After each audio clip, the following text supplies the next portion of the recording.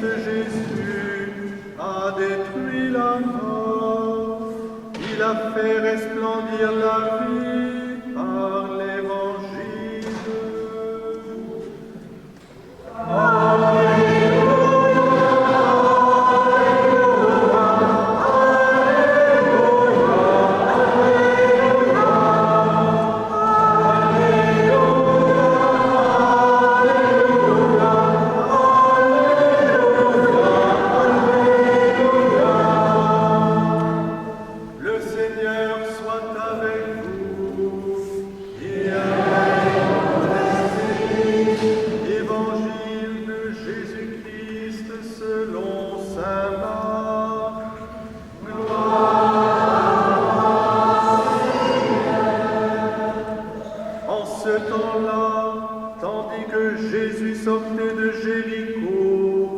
Avec ses disciples et une foule nombreuse, le fils de Timée, Bartimée, un aveugle qui mendiait, était assis au bord du chemin. Quand il entendit que c'était Jésus de Nazareth, il se mit à crier: Fils de David, Jésus, prends pitié de moi.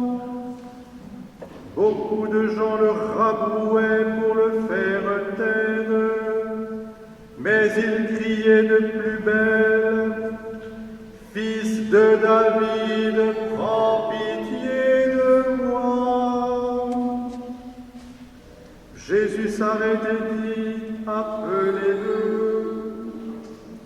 On appelle donc l'aveugle et on lui dit: Confiance, lève-toi, il t'appelle.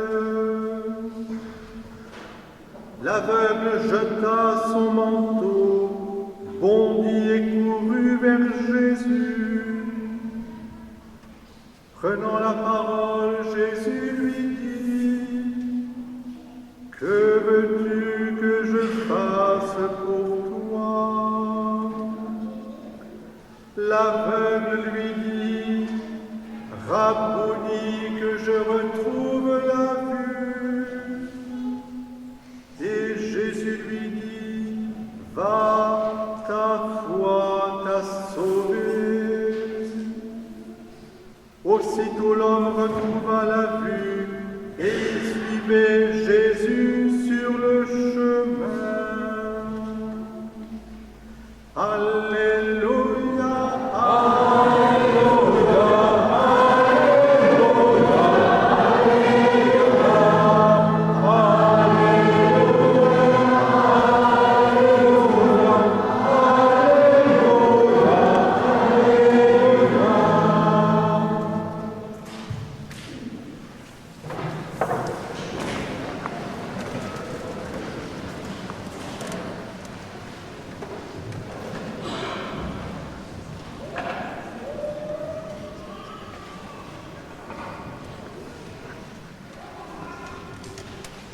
Chers frères et sœurs, d'abord, avec vous, j'aimerais que nous soyons dans l'intégresse de cet évangile incroyable. Bondir de joie, courir vers Jésus. Eh bien, il y a un très beau chant comme ça. Que vive mon âme à te louer, tu as posé une lampe, une lumière sur ma route, ta parole Seigneur,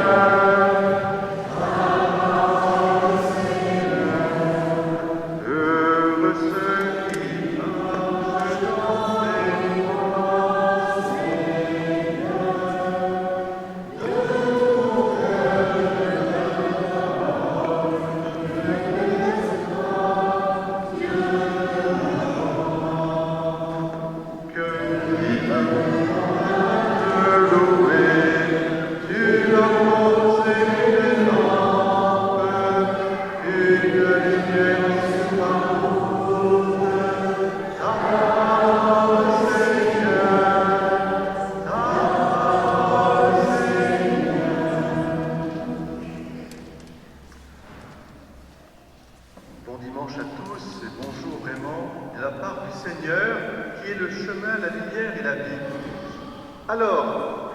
Dimanche, il y a 15 jours, nous avions l'image extraordinaire d'un chameau qui devait passer par le trou d'une aiguille. On appelle ça le chat d'une aiguille, avec CHAS. Et alors, tout le monde s'interrogeait, comment est-ce possible?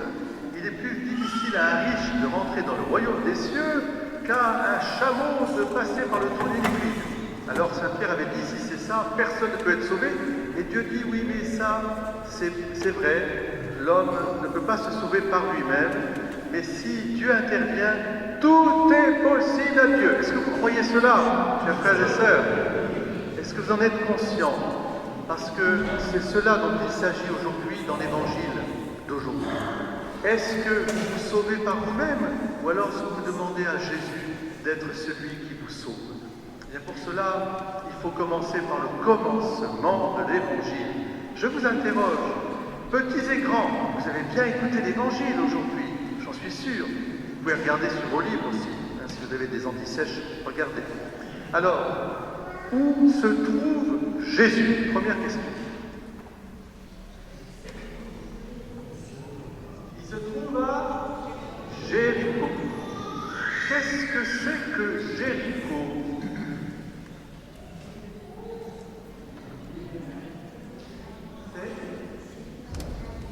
C'est une ville en Israël, oui, tout à fait, Jéricho. Alors, est-ce que vous savez, ça se situe entre la Galilée et Jérusalem. C'est une ville qui est très célèbre dans la Bible. Pourquoi? Parce que quand le peuple hébreu est entré en Terre Sainte pour annexer, on peut le dire, les territoires, rien de nouveau sous le soleil, déjà de toute façon l'histoire du peuple d'Israël est ainsi faite, ils sont arrivés auprès de Jéricho qui ne voulait pas se rendre et ils ont fait sonner des trompettes. Et les trompettes ont sonné combien de fois? 7 fois autour des remparts, et les remparts se sont écroulés. C'est une ville importante parce qu'elle ouvre l'accès à la terre promise. Et ce n'est pas pour rien que Jésus passe par Jéricho. Je vais vous expliquer pourquoi. Parce que dans le passage que nous entendons, c'est le moment où Jésus passe de la Galilée à Jérusalem pour fêter quoi? Quelle est la grande fête qui fait que tout le monde monte en pèlerinage? C'est la fête de Pâques. Et c'est le dernier pèlerinage de Jésus sur la terre avant sa passion. Il va entrer à Jéricho, il va faire que traverser Jéricho. Et voilà l'importance de ce lieu qui ouvre la terre promise. C'est déjà un signe très important. Il passe par Jéricho comme le peuple hébreu était passé pour entrer en terre promise. Alors, qui accompagne Jésus?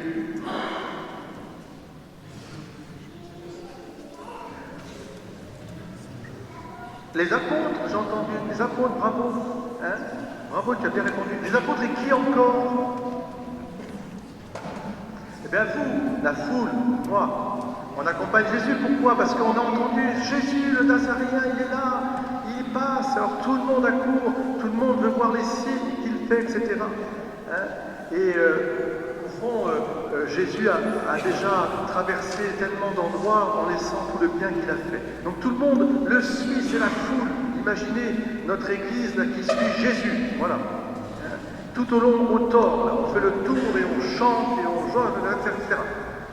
Alors qu'est-ce qu'il y a de remarquable dans... Il y a un autre personnage qui est là. Alors il y a la foule, et puis il y a qui?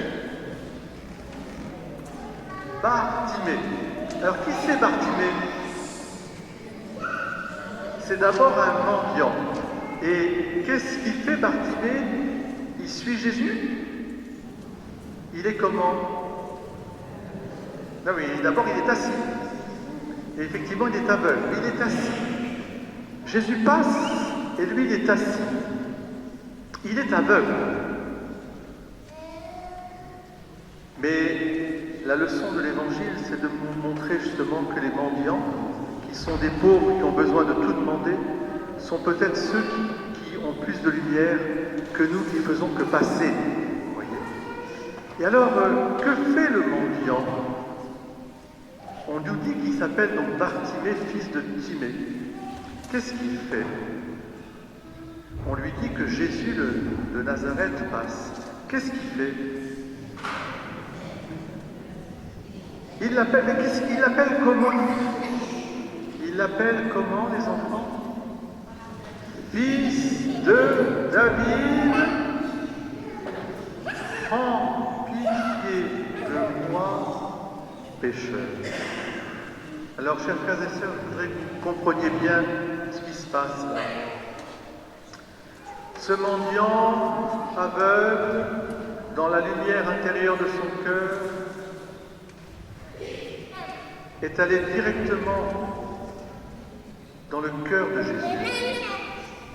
Là où ceux qui suivaient Jésus ne voyaient qu'un thaumaturge qui faisait des miracles, peut-être un roi, un nouveau roi pour Israël, lui, il a vu celui qui sauve. Il lui demande d'abord, prends pitié de moi, pauvre pécheur. Cette lumière magnifique de Jésus, de Bartimée, c'est cette lumière que vous demandez aujourd'hui, si vous voulez bien. Peut-être fermer les yeux extérieurs et au fond de notre cœur, renouveler la grâce de notre baptême qui commence par dire qu'est-ce que vous procure la foi, la vie éternelle, c'est-à-dire le salut. Prends pitié de moi, pauvre pécheur. Ce qui est étonnant, c'est que les autres qui suivent Jésus n'ont pas vu ça. Lui, il l'a vu tout de suite. Ça me fait penser au paralytique, qui lui aussi était handicapé. Et quand il descend devant Jésus, Jésus lui dit « Tes péchés te sont remis ». Parce qu'il a vu dans ce cœur un cœur ouvert au salut. Et 3 fois, il va crier. Et les autres vont le rabrouer, comme ce petit enfant qui crie là en ce moment. Peut-être qu'il voit, en fait, elle voit mieux que nous encore. Et Jésus dit, appelez-moi, allez, faites-le venir. Alors qu'est-ce que fait le mendiant quand il entend que Jésus l'appelle? Qu'est-ce qu'il fait? Ah ben il a crié, oui, mais maintenant on lui dit, tu sais, Jésus t'appelle. Alors qu'est-ce qu'il fait? Oui, Marie-Françoise, bravo. Il jette son manteau. Vous savez ce que ça veut dire, jeter son manteau? C'est un peu comme on dit brûler ses vaisseaux. C'est-à-dire on laisse la vie passer et on court vers le présent, ce cadeau de Dieu. Il se lève, il court, il va voir Jésus. Il se met devant lui, il court. Et qu'est-ce qu'il demande à Jésus? Jésus le rencontre dans sa liberté d'enfant de Dieu. Et c'est l'autre leçon que je voudrais que vous compreniez aussi, chacun d'entre nous, c'est que Dieu nous aime avec un infini respect. Il ne nous force pas notre cœur profond, mais il nous interpelle, chacune et chacun d'entre nous. Que veux-tu que je fasse pour toi? Que veux-tu que je fasse pour toi? Chers frères et sœurs, fermez vos yeux un instant, restez en silence et répondez à cette question que le Seigneur nous adresse à chacune et chacun d'entre nous. Que veux-tu que je fasse pour toi?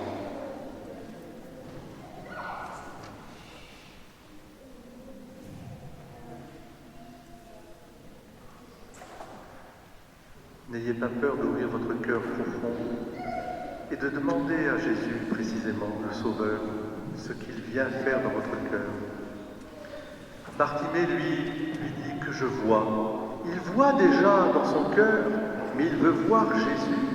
Non pas d'une manière superficielle, mais puisque le récit se terminera en nous disant « Il fut guéri et il suivit Jésus ». Il est devenu disciple du Christ. Il a suivi Jésus. C'est le seul endroit dans saint Marc où Marc donne le nom de celui qui a été guéri. Bartimée, fils de Timée. Eh bien, comme disait le pape Benoît XVI, cet aveugle né de naissance, il est un peu comme les membres parfois de notre Église qui sont comme paralysés, comme aveuglés, qui se sentent un peu éloignés, qui se sentent peut-être même, je dirais, distants de la foi. et qui ont besoin de s'ouvrir à la lumière. Ils ont besoin de rencontrer le Christ miséricorde. Que veux-tu que je fasse pour toi? Et il faut que nos églises doivent être des lieux de miséricorde, des lieux de lumière, des lieux de paix, des lieux de sacrement. Car qu'est-ce qui nous ouvre à la lumière d'une manière, je dirais, gratuite? D'abord, le sacrement du baptême. Est-ce que parmi vous, certains n'ont pas été baptisés? Levez la main ceux qui ne sont pas baptisés. Il y en a quelques-uns encore. Bon, vous êtes tous baptisés, c'est formidable. Levez la main ceux qui ont fait leur communion, ou plutôt ceux qui n'ont pas fait la communion. Ah ben il y a des petits, bien sûr, c'est normal, vous allez vous préparer, les enfants. Et puis ceux qui n'ont pas été confirmés, levez la main, que vous soyez confirmés bientôt. Pour les plus petits, les plus grands, vous pouvez demander. Qu'est-ce que c'est que les sacrements? C'est la lumière du Christ, que je vois, Seigneur. C'est-à-dire que j'ai la foi, l'espérance et la charité qui vient de Dieu. Ce sont des vertus théologales qui sont infusées dans notre âme au moment du baptême, de la confirmation et renouvelées par l'Eucharistie et purifiées par le sacrement de réconciliation et de pénitence. Ces sacrements, ils sont là pour nous apporter la lumière, pour nous dégager de nos fardeaux, de nos poids, pour surtout, je dirais, nous conduire dans la joie de la foi. Eh bien, c'est le témoignage de Bartimée. Saint Bartimée, priez pour nous. Obtenez-nous pendant cette messe un accroissement des grâces de notre baptême et faites de nous aussi les témoins de la lumière qui s'appelle Jésus-Christ, Fils de Dieu Sauveur. Jésus, Fils de David, prends pitié de moi pécheur. Jésus, Fils de David, prends pitié de moi pécheur. Jésus, Fils de David, prends pitié de moi. Que vive mon âme à te louer.